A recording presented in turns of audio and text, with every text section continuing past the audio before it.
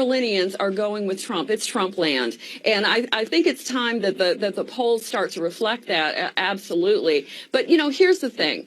You know, Hillary Clinton, you know, I was listening to your segment, yeah, and you could see my reaction. She is under facing indictment. We're in a situation where the Clinton Foundation. There's no proof she's facing indictment. Yes, there is proof. There just isn't any proof. No, all right, what's the proof? There is. Here's the proof. The proof are the proof is the FBI investigators. This is coming out everywhere. I'm hearing about it. I don't really have all that many connections, and yet I'm hearing about the investigation. Fox News just apologized. Brett Baer, who is a solid reporter, by the way, it's not to assail him, but they apologized for doing the story. Essentially, our reporting says what Jim Comey said, which is they don't even know if they have any new significant emails, that there is that is absolutely untrue. And for you to be telling Jim your Comey viewers just said it when that he gave over his and over again. No, sir. What has been said is that the new emails that have been found are in fact that new emails. This is all new information. And you know what? People are talking. So the investigation is moving forward. Now, I do agree with you. There is someone who's trying to put a cover up in place here, and it's at the Justice Department level.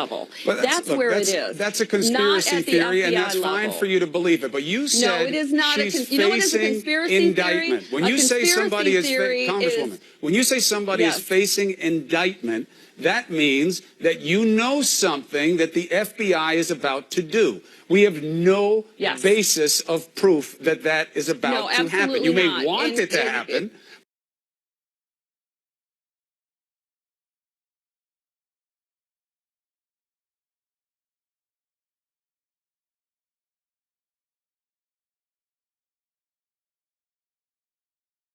But that doesn't mean it's going to happen. No, we actually don't want it to happen. I don't want to see this happening. I don't want to see our country in jeopardy this way. This is a matter of national security. And, you know, if we're going to talk about lawsuits, this isn't a lawsuit. This is criminal charges we're talking about. We're talking about a laundry list, as it's been described, an avalanche of new information that's coming forward. Listen, I don't know who you're talking to. I'm just saying that the FBI has not put that out.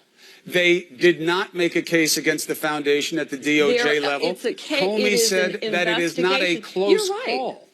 And Trump University president talking about things that then could be used in other legal venues. An active FBI investigation. The FBI cannot come out and talk about it. You heard he did come out and talk about it twice. Mr. Comey, no, you heard Jim Comey when he was giving testimony in Congress. Basically, when he was asked if the Clinton Foundation was under investigation, he literally said, "I cannot talk about any other possible investigations going on." He is absolutely right, but here are the facts. The facts are the FBI does have the Clinton Foundation under investigation and Hillary Clinton herself. These are the things that are happening, and you, as the media, to make sure that you get your facts straight so that you can be telling your viewers the truth. The truth is, and that's what the North Carolinian people understand.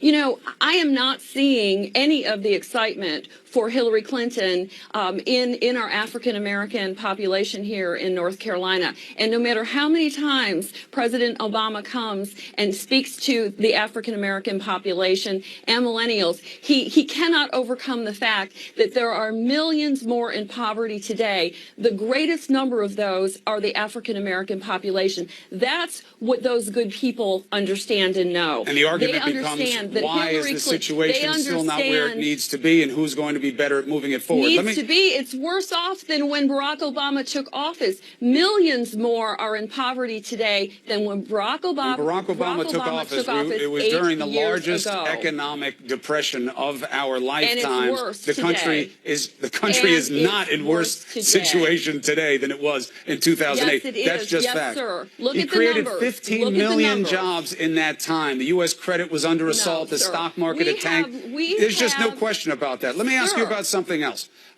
Melania, we have less in the labor force today than back when Jimmy Carter was the president. You have a different labor participation rate today than you did then, and there are a lot of reasons for that. It's not as simple as just saying less. But Renee Elmers, I got to cut it off there. I really appreciate you coming on the show and making the case. You know that. You're always welcome. Thank you. Good to be with you again, Chris. Be well. Allison. Chicago is celebrating its heroes today after ending a 108-year curse. The mayor is promising a parade and rally for the Cubs to, quote, end all parades and rallies. CNN's Ryan Young is live from Chicago. How's it feeling there, Ryan? Absolutely fantastic. How about an absolutely positive story? The fact that the Cubs finally got rid of that curse after 108 years. Look at the building behind me. You can see some of the excitement and hear some of the excitement from the fans. We were there when they won the game. Hundreds of thousands of people poured in the street. They're expecting over 1 million people to show up to the parade today. And that's something that they're saying this is one of the biggest sporting events in this city's history. Of course, it went to 10 innings. There was that nail-biting moment. Fans have been out on the streets for the last 24 hours, high-fiving each other, hugging each other, talking about the idea that they wish their loved ones who are no longer here were able to finally see this moment. This has been a positive thing for the city, and they're planning a big party for about 1 million or so family members. The names you want to know is Schwarber, Fowler, and Bryant. Those will be household names pretty soon, because I'm sure the commercials will start streaming in. But today, a party like no other.